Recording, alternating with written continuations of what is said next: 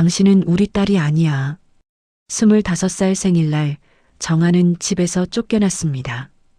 이유는 단 하나. 친딸이 아니라는 것. 하지만 7년 후 그녀는 달라진 모습으로 돌아왔습니다. 그들이 절대 예상하지 못한 방식으로요. 그날 밤 정아는 평범한 회사원이었습니다. 아니, 평범하다고 믿으며 살았어요.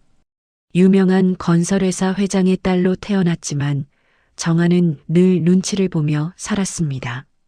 오빠 정훈이는 모든 사랑을 받았고 정아는 늘 그림자 같은 존재였죠. 정훈이는 이번에도 계약 성공시켰대요. 아버지가 으쓱하며 말했어요. 우리 아들 역시 믿음직해. 정아는 그저 밥을 먹으며 듣기만 했습니다. 자신의 업무 성과를 말해봤자 아무도 관심을 두지 않으니까요. 하지만 정아는 불평하지 않았습니다. 가족이니까 조금 덜 사랑받아도 괜찮아. 그렇게 스스로를 다독였어요. 25번째 생일. 정아는 회사에서 칭찬을 받고 들떠서 집에 돌아왔습니다. 엄마, 오늘 제 생일인데 저녁 같이 먹을까요? 하지만 거실에는 온 가족이 굳은 표정으로 앉아 있었어요. 아버지, 어머니, 오빠, 그리고 낯선 중년 여자 한 명. 정아야, 앉아라. 아버지의 목소리가 차갑게 가라앉았습니다. 식탁 위에 서류 한 장이 놓여 있었어요. DNA 검사 결과서. 읽어봐. 정아는 떨리는 손으로 서류를 집어들었습니다. 친자 관계 없음. 그 글자가 눈에 들어오는 순간 정아의 세상이 무너졌어요. 제가 정아 엄마예요. 낯선 여자가 떨리는 목소리로 말했습니다. 25년 전에 병원에서 바뀐 거예요. 제 딸이랑 25년 전 같은 날 같은 병원에서 태어난 두 아기. 간호사의 실수로 아기들이 바뀌었고 두 가족은 서로의 딸을 키우며 살았습니다. 하지만 문제가 있었어요. 정아의 친모는 가난했습니다. 작은 식당을 운영하며 빚에 쪼들리는 삶. 어머니가 입을 열었습니다. 이제 알았으니까 내 갈 곳으로 가. 엄마, 엄마라고 부르지 마. 난 내 엄마가 아니야. 그때 현관문이 열렸어요. 한 여자가 들어왔습니다. 명품 옷에 명품 가방, 세련된 메이크업. 안녕하세요. 저는 서연이에요. 유학에서 갓 돌아온 그녀는 완벽했습니다. 어머나, 우리 딸. 어머니가 달려가 서연을 안았어요. 얼마나 보고 싶었는지 몰라. 정아는 그 광경을 멍하니 바라보았습니다. 방금 전까지 엄마라고 불렀던 사람이 다른 여자를 딸이라 부르고 있었어요. 오늘 안으로 짐 싸서 나가. 아버지가 냉정하게 말했습니다. 아빠, 저 어디로 가요? 내 진짜 엄마한테 가면 되잖아. 그날 밤 비가 내렸습니다. 정아는 작은 캐리어 하나만 끌고 집을 나왔어요. 뒤돌아보니 거실 불빛이 환했습니다. 창문 너머로 보이는 가족들. 아버지, 어머니, 오빠, 그리고 서연. 네 사람이 웃으며 케이크를 자르고 있었어요. 정아의 생일 케이크를 서연의 환영 파티로. 정아는 돌아섰습니다. 25년간 살았던 집이 이제 남의 집이 되었어요. 친모 김순이는 작은 원룸에 살고 있었습니다. 들어와. 좁지만 곰팡이 냄새가 나는 벽지, 삐걱거리는 바닥. 정아가 살던 넓은 방과는 천지 차이였어요. 배고프지? 뭐 해줄까? 괜찮아요. 그래도 순이는 서툴게 라면을 끓였습니다.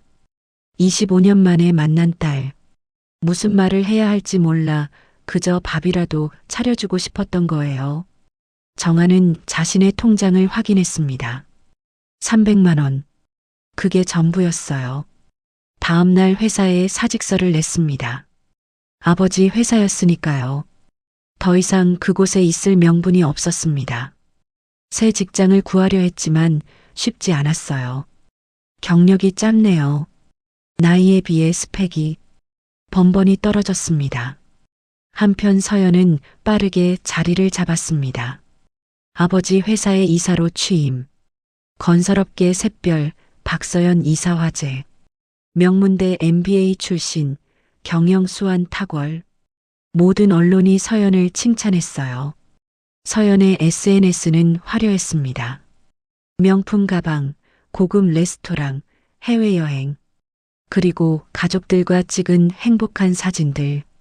정아는 핸드폰을 꺼버렸습니다. 더 이상 볼 수 없었어요. 3개월이 지났습니다.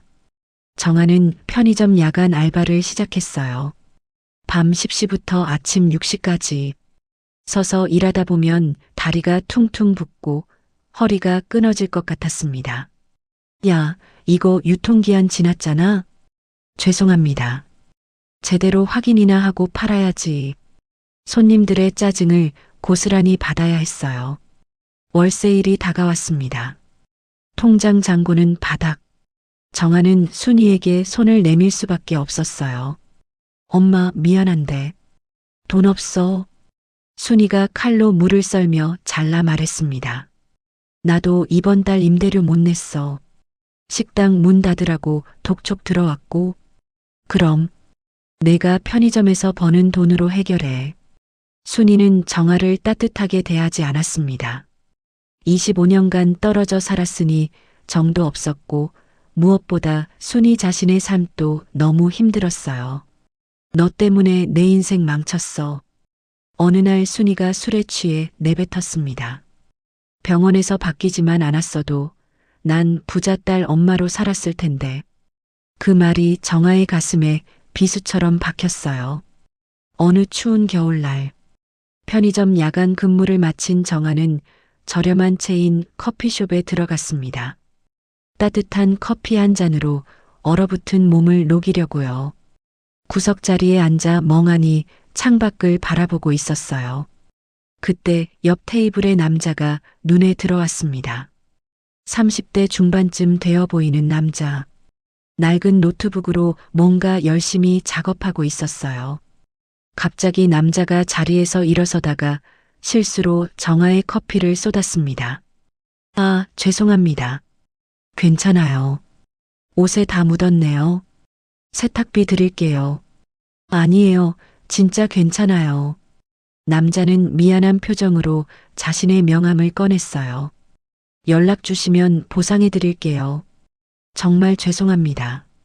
정우진, 독립영화 감독.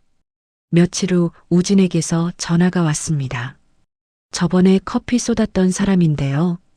식사라도 대접하고 싶어서요. 정아는 거절하려다가 배고픔에 승낙했어요. 영화 감독이시라고요? 네. 아직 신인이라 유명하진 않지만 우진은 자신의 영화 이야기를 했습니다. 재벌가에서 쫓겨난 여자가 다시 일어서는 이야기. 그거 제 이야기 같은데요. 정아가 씁쓸하게 웃었어요. 진짜요? 우진의 눈빛이 달라졌습니다. 혹시 제 영화에 자문 좀 해주실 수 있나요? 정아는 우진의 영화 제작에 참여하게 되었습니다. 처음에는 단순히 경험담을 들려주는 정도였어요. 하지만 점점 깊이 관여하게 되었습니다.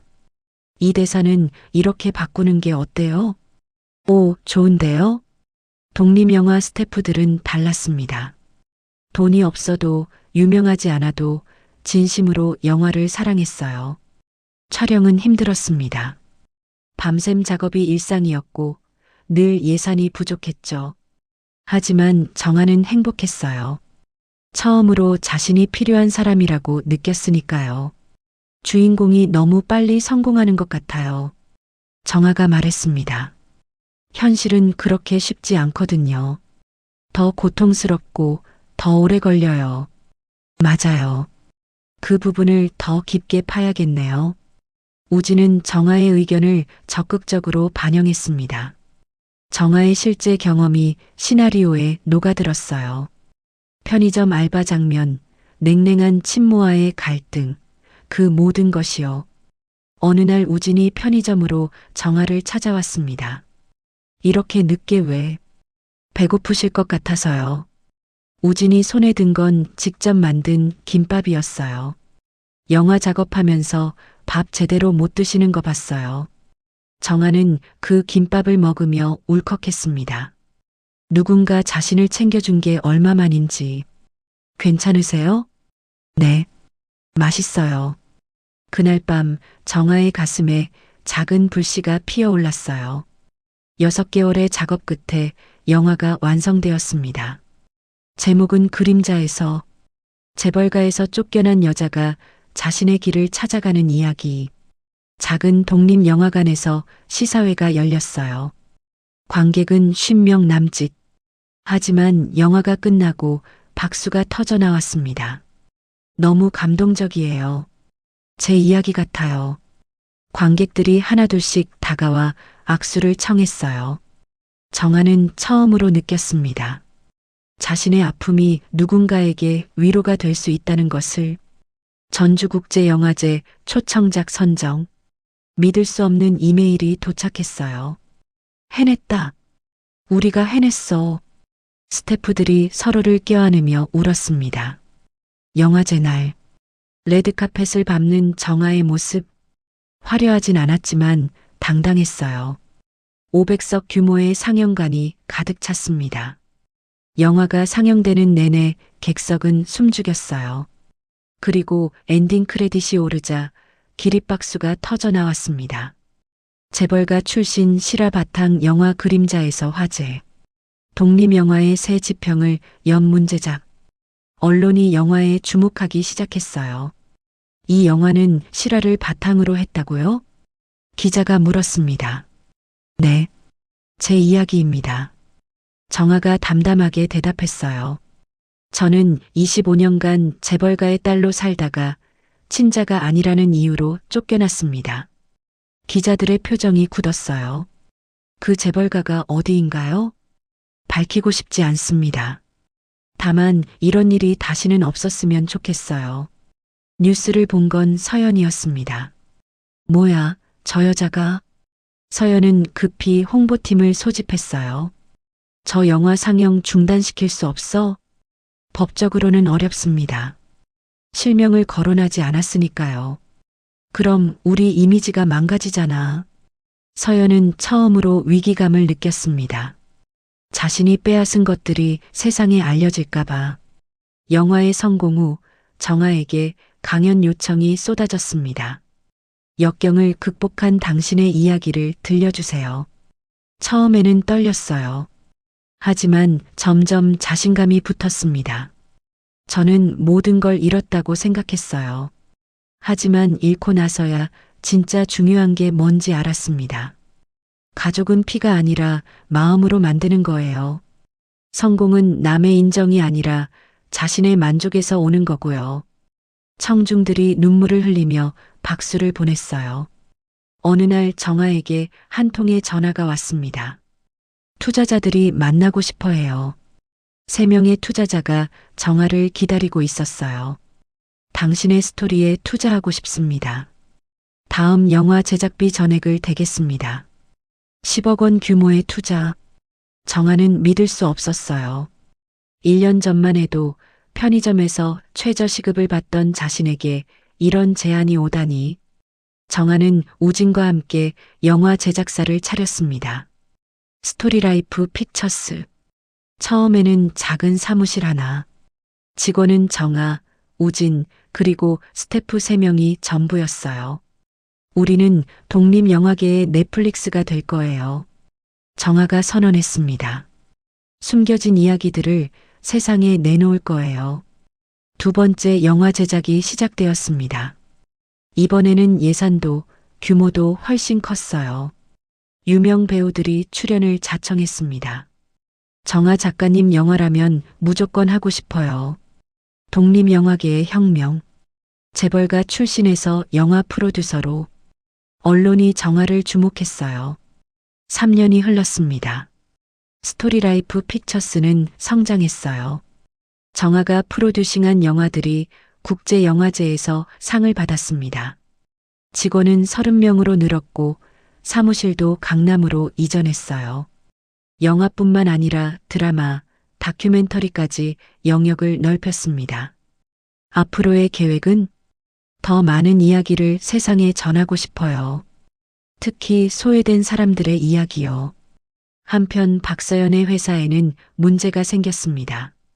건설 현장 안전사고, 은폐 의혹, 부실 공사 논란, 회사 주가가 폭락했어요. 서연이 주도한 프로젝트에서 비리가 드러난 겁니다. 서연은 국회 청문회에 출석해야 했어요.